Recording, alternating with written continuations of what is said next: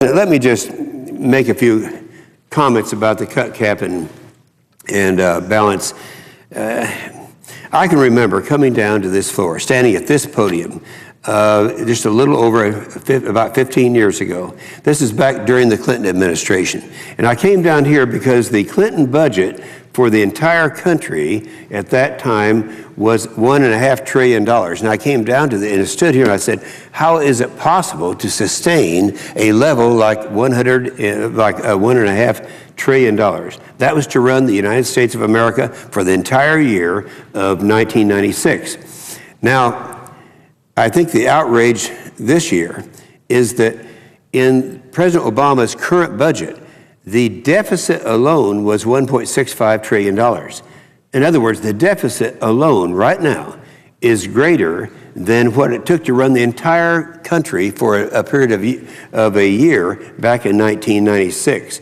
And it's something that you can't continue doing. I believe that the spending has gone so out of line that it's not really believable. It's not possible that people think that this could be happening. President Obama has managed to increase federal spending by over 30% to an average of $3.6 trillion a year. $3.6 trillion. Well, I was complaining about $1.5 trillion. This is $3.5 trillion. And it's just 15 years later. Now, isn't anyone listening out there? Doesn't anyone really care? Maybe since I have 20 kids and grandkids, I'm a little more sensitive to the fiscal destruction of this country. This has caused our national debt to increase by 35%. And today we have to borrow 40 cents for every dollar we spend. And it just happened. And this is something that we've got to address. I think we're so wrapped up now in saying how we're going to get by this deadline of the 2nd of August. I'd like to remind everyone something that most people don't know. It's shocking they don't know it. They think that this is the first time in the Obama administration that we have talked about increasing the debt limit. It's not. It's the fourth time. And so what he does is keep on coming up with the trillions of dollars of deficit each time, $5 trillion in 3 budgets. And believe me, it's not anyone else in this chamber. It's not in the other chamber, in the House. It's one person, the President of the United States, has come out with his budget. That's his budget. He signs it and he sends it to us. Well, that's a total of $5 trillion over the last 3 budgets. And it's just not a possible thing that this could be happening.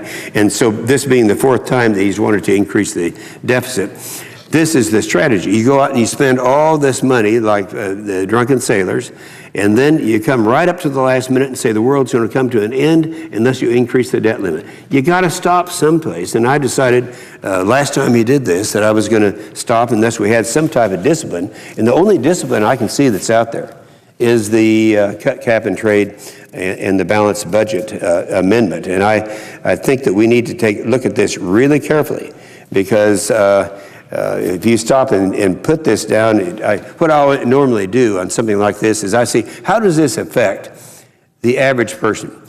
This increase, just in this period of time, it would be $11,000 for every man, woman, and child increase from the time that this president took office. Now, that's an increase. The total amount that they would owe would be $46,000. That's the day that they're born. Happy birthday.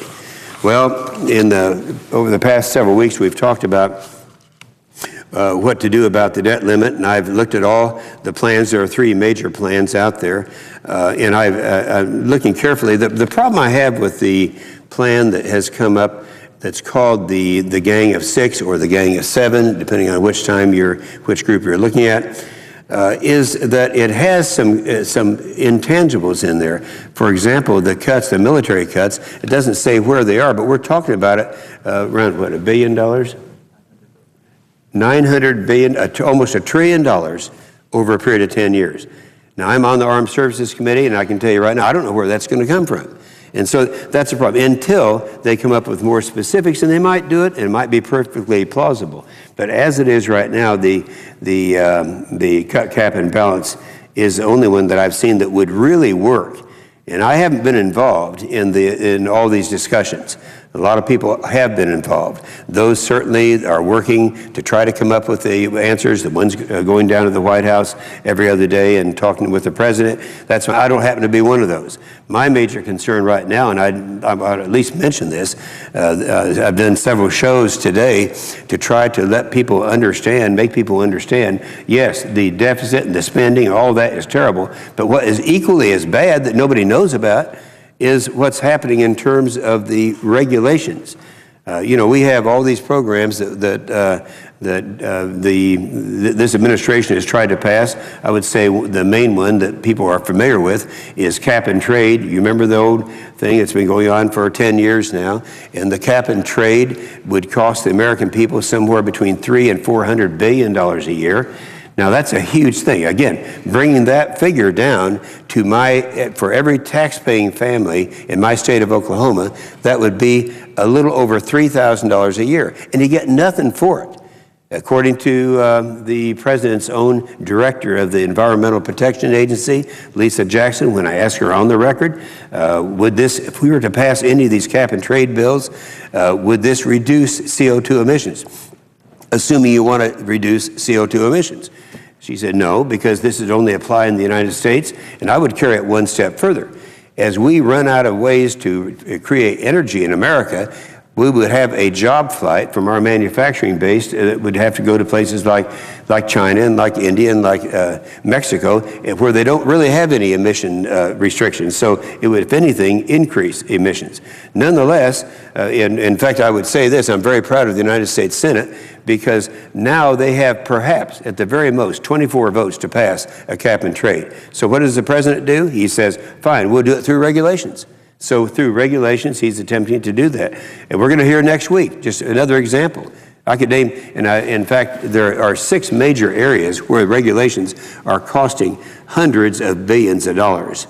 But another one he's going to announce next week is going to be tightening the standards on NAAQS, and it's going to be one that is going to be costing in the neighborhood of $90 billion each year. So just in 2 of these regulations, you have $400 billion a year that it's costing the American people.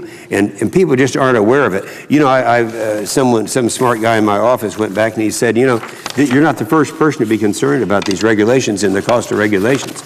Politicians don't talk about it because no one understands it.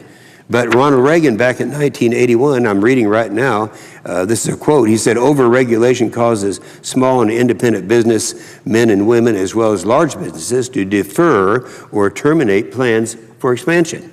And that's when he said, I have asked Vice President Bush, that was the first Bush, to head a cabinet-level task force on regulatory relief. So they realized it back then, the cost of over-regulation. And it's come to the point now where it's every bit as important as just the spending problem. But we're talking about the spending problem right now. And there's nothing really complicated about it. You spend more than we take in, you go into debt. And we can't keep doing that forever. And as long as we keep getting these budgets from the president each year, 3 budgets now, totaling a greater increase in debt than all presidents since George Washington combined. But nobody seems to understand. No one seems to care. We're going to have to do something about it for our future generations, and we're going to do it. I just hope that when this vote comes up, and I think it's been set, I believe it's set for tomorrow on the cap and balance, that this would be something that will be seriously considered. I would say particularly by people who are coming up for re-election in 2012, you ought to be thinking about this, because this is going to be a huge issue. To stand here on the floor in this crisis that we're facing now and not vote for a balanced budget amendment is going to be something that you're going to have to answer to the people. So while the caps that we talk about, and of course we're talking about cuts, caps, and balance that would be over a period of time, it's no good unless you have some kind of enforcing mechanism. This bill that we'll be voting on tomorrow, I understand, does have that enforcement mechanism. It has sequestrations. Those are automatic cuts, so that if Congress decides that they're going to spend above the caps that are allowed, then automatic sequestration goes into effect. And it works. It's enforceable. We've watched the spending go up, and I'm reminiscent that this has been going on for a long time. People are saying, well, we're not going to be able to pass a cut, cap, and balanced budget because they've been trying to pass a balanced budget amendment for some 40 years or so, and they haven't been able to do it.